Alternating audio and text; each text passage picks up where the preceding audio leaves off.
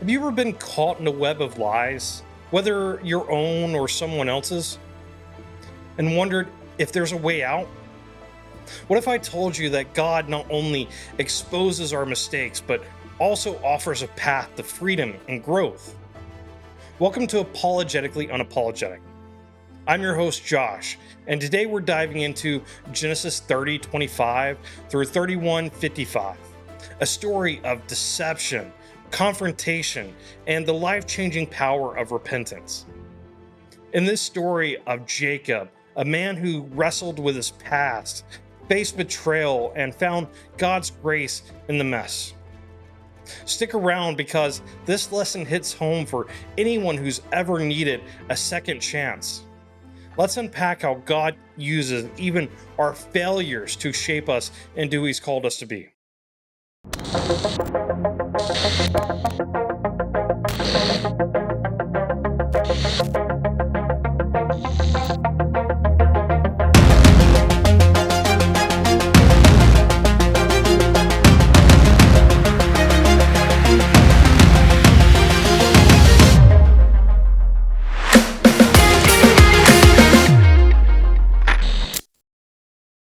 Let's set the stage. Genesis 30:25 picks up with Jacob, who's been working for his uncle Laban in Haran for the past 20 years.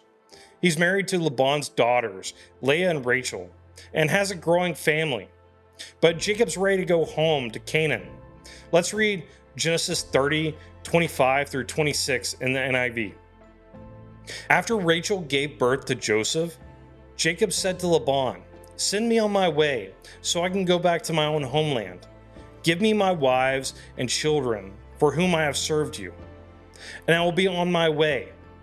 You know how much work I've done for you." Jacob's done his time. He's been a faithful worker, but Laban's been shady. Laban's cheated Jacob repeatedly, changing his wages 10 times, as we'll see later in Genesis 31:7. Yet God has blessed Jacob with wealth and a family despite Laban's schemes. Sound familiar? Maybe you've worked hard, played by the rules, only to be betrayed by someone you trusted. Jacob's story shows us God sees that injustice. Laban doesn't want Jacob to leave because, as he admits in Genesis 30:27, "I've learned by divination that the Lord has blessed me because of you." Laban's prosperity is tied to Jacob's presence, so he offers a deal. Jacob agrees to stay and tend Laban's flock, but with a catch. He'll keep only the speckled, spotted, and dark-colored animals as his wages. Laban, being Laban, tries to cheat again by removing those animals from the flock.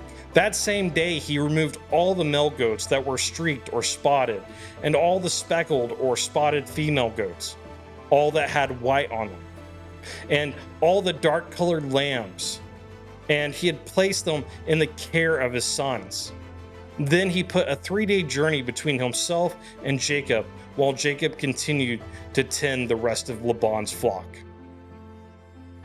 But God intervenes, blessing Jacob's unconventional breeding methods, and Jacob becomes exceedingly prosperous. This sets up the tension in Genesis 31.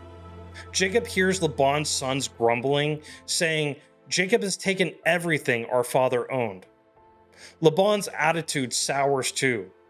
Then God speaks to Jacob in Genesis 31:3.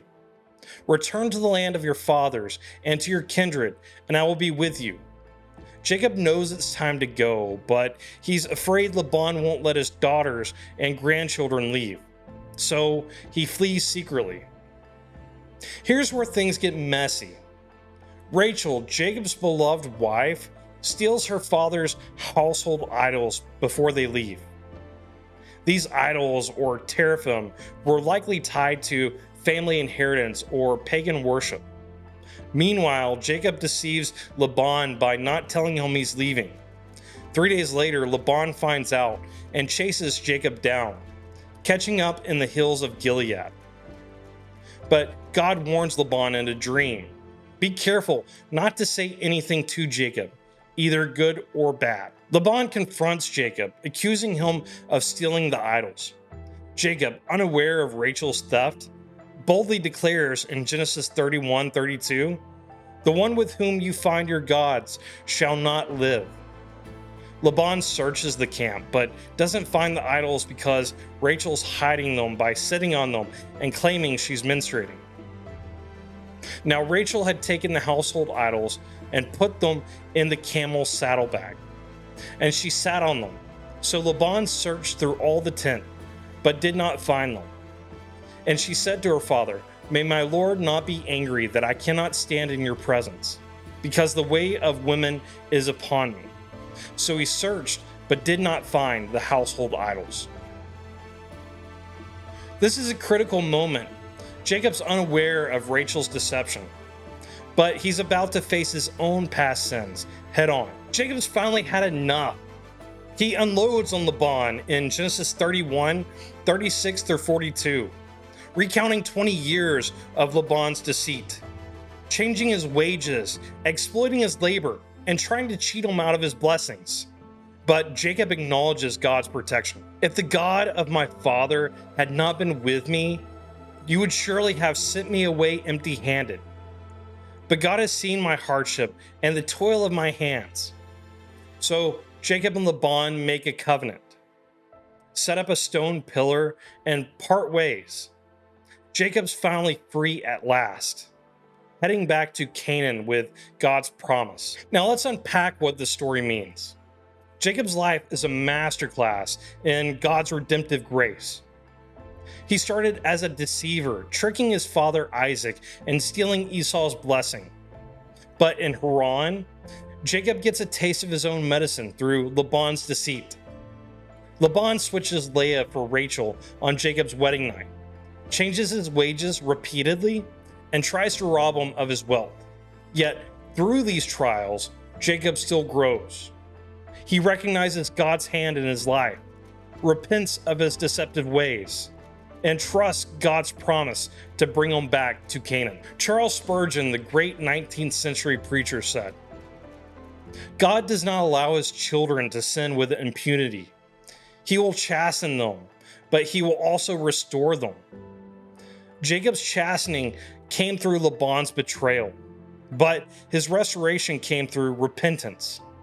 In Genesis 31:42, Jacob credits God for his deliverance, showing a humility he lacked in his younger days. He's learning to trust God's plan over his own scheming. Contrast that with Rachel. She steals Laban's idols, possibly to secure her inheritance, or because she's still clinging to her family's pagan practices. Unlike Jacob, Rachel doesn't show repentance. She deceives her father by hiding the idols and lying about it. Her actions echo the warning in 1 John 5:21. "Little children, keep yourselves from idols." Rachel's failure to let go of these idols foreshadows her tragic death in Genesis 35:18-19, fulfilling Jacob's rash curse in Genesis 31:32. As theologian Matthew Henry noted, "Idolatry is a sin that brings its own punishment, for it separates us from the living God." For us, Jacob and Rachel represent two paths. Jacob's story shows that God allows us to face the consequences of our sins, like deception, to lead us to repentance. Romans 2:4 says, "God's kindness is intended to lead you to repentance." God doesn't abandon Jacob. He uses Laban's betrayal to refine him. But Rachel's story warns us, clinging to idols, whether money, status, or control, stunts our spiritual growth. What are you holding onto that's keeping you from God's best? So what do we walk away with? First, God sees your struggles. Maybe you're in a situation where you feel betrayed, like Jacob was by Laban. God sees your hardship just as he saw Jacob's. Second, repentance is the key to freedom. Jacob's growth came when he stopped relying on deception and started trusting God. As C.S. Lewis puts it, repentance is not something God demands of you before he will take you back. It is simply a description of what going back to him is like. Third, let go of idols. Rachel's story is a wake-up call for our generation. We may not bow to statues, but we chase idols like success, validation, or even control.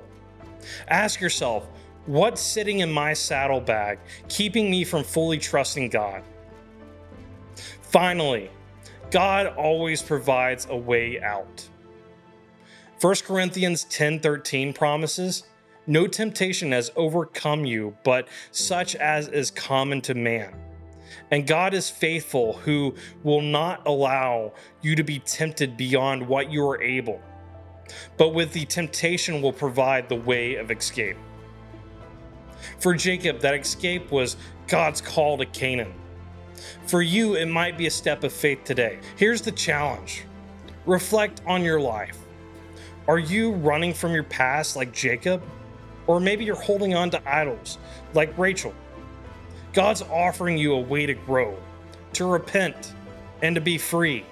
Take that step. Talk to God, confess your struggles, and trust His plan. And if you want to dive deeper into stories like this, join our Apologetically Unapologetic Patreon, where you'll get early access to videos like this one, and join our live weekly Bible studies, where we unpack God's Word together. Head to patreon.com/apologeticallyunapologetic to sign up. Your support keeps this channel going and helps us reach more people with the truth of Scripture. Jacob's story reminds us that no one's too far gone for God's grace. Repentance isn't just saying sorry, it's turning back to God's path. Let's learn from Jacob's growth and Rachel's warning, trusting God to lead us through our messes. See you in the next video. May God keep you and bless you.